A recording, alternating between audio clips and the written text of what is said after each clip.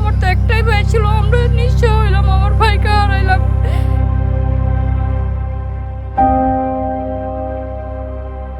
মুক্তিযোদ্ধাদের নাতিপুতিরাও পাবে না, তাহলে কি রাজাকারের নাতিপুতিরা পাবে?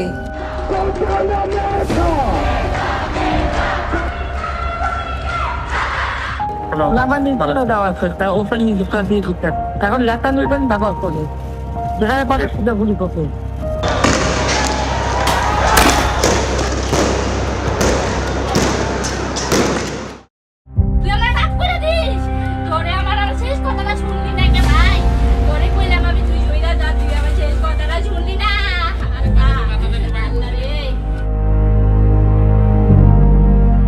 আমি অনেক ভালোবাসতাম, এই কথাটা কোনোদিন পরে বলা হয় নাই।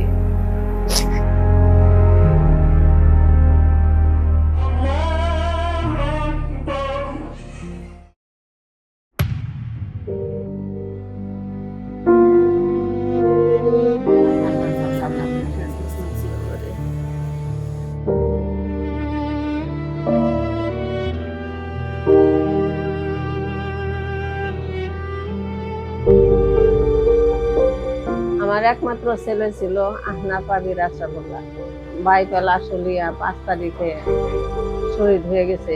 আঙ্গুলে একটা গুলি খাওয়ার পরেও আমার মেয়ে মানা করছিল যে তুই যাস না, আর সইরা যা, বলে যে না এত ভয় করস কে, ভাগ্যে যা আছে তাই হবে। শেষ পর্যন্ত নিজের প্রাণে উৎসর্গ করে শহীদ হয়ে গেছে।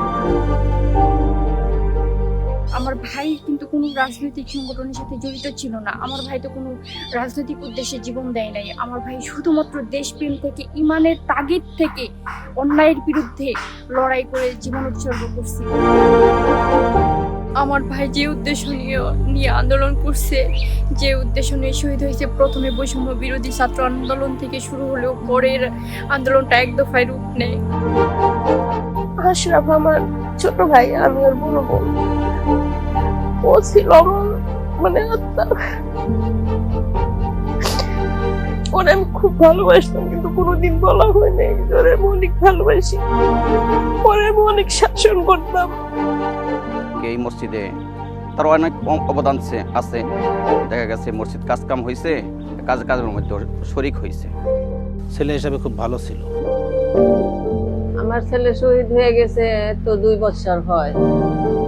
এখনো আমার মনে মানে যখন মনে হয় তখন খারাপ লাগে। আমার একটা মাত্র ছেলে, আমি মারা গেলে আমারে কান্দে করে নিয়ে তারপরে মাটি দিবে, এইটা আমার ইয়া ছিল, কিন্তু এখন সে আশা তো আর নাই।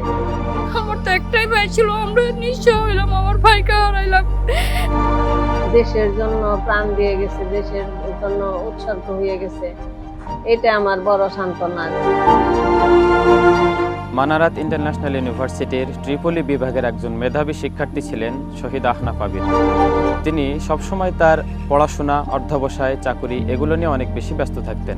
24-এর আন্দোলনে স্বৈরাচারী শেখ হাসিনা যখন তার পুলিশ বাহিনী দিয়ে ছাত্রদের উপরে অমানবিক নির্যাতন ও গুলিবর্ষণ শুরু করেছিল, তখন তিনি তার বিবেকের তাড়নায় বাইপাইল এলাকায় ছাত্রদের সাথে আন্দোলনে যোগ দেন এবং স্বৈরাচারী শেখ হাসিনার পতনের পরে পুলিশের গুলিতে তিনি শহীদ হন। পারিবারিক খরচ এবং নিজের পড়াশোনার খরচের জন্য তাকে জবের পাশাপাশি ব্যবসাও করতে হতো, কিন্তু ফ্যাসিবাদ বিরোধী আন্দোলনে নিজেকে অংশগ্রহণ করা থেকে নিজেকে বিরত রাখতে পারেননি। বুলেটের সামনে বুক পেতে দিয়ে শাহাদাতের অমীয় সুধা পান করেছেন। দেশের প্রয়োজনে তার এই আত্মত্যাগ এ জাতি কোনোদিন ভুলবে না। সে আমাদের কাছে চিরস্মরণীয় থাকবে। আমার ছেলের বিচার চাই আমি, কিন্তু আমি বিচারটা পাইতেছি না। অন্যান্য যারা শহীদ হয়েছে তাদের বিচারটাও যেন হয়। যে শহীদরা যে জীবন দিচ্ছে সেই আকাঙ্ক্ষা তো এখনো পূরণ হয় নাই, বিচারও হইতেছে না এবং আকাঙ্ক্ষা বাস্তবায়িত হচ্ছে না। আমি চাই যে ওদের আশা আকাঙ্ক্ষা বাস্তবায়িত হোক, দেশটা পরিবর্তন হোক, নতুন সরকার যেন দেশটারে সুসংগঠিত করে, শহীদদের আশা আকাঙ্ক্ষা বাস্তবায়িত করে। তারা কি ফিরবে?